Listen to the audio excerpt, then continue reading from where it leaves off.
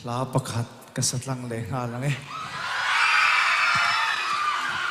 lungrun pui tihla ka nasang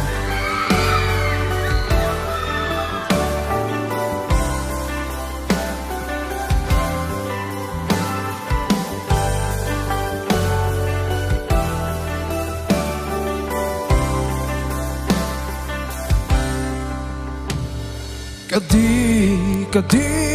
ka nga matse itel ofatay ni lenhi ahar ngay kay kata Kadi nang solo su katan hian ting so an omlo nang so katang berche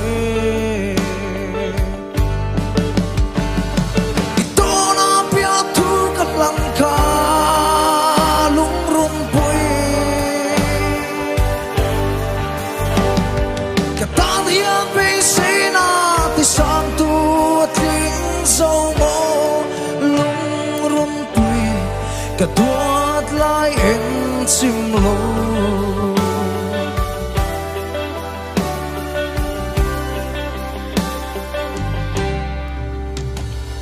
Kadi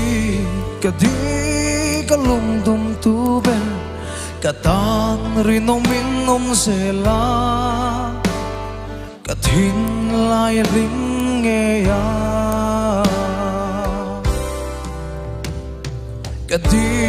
Kaduat lai en simlo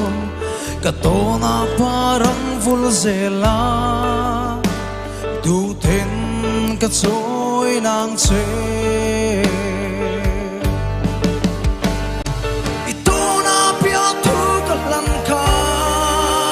lungrun pui Katanian pesena isang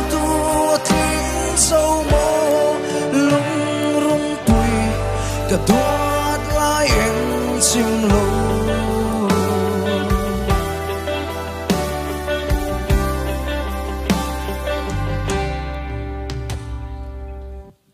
Kalome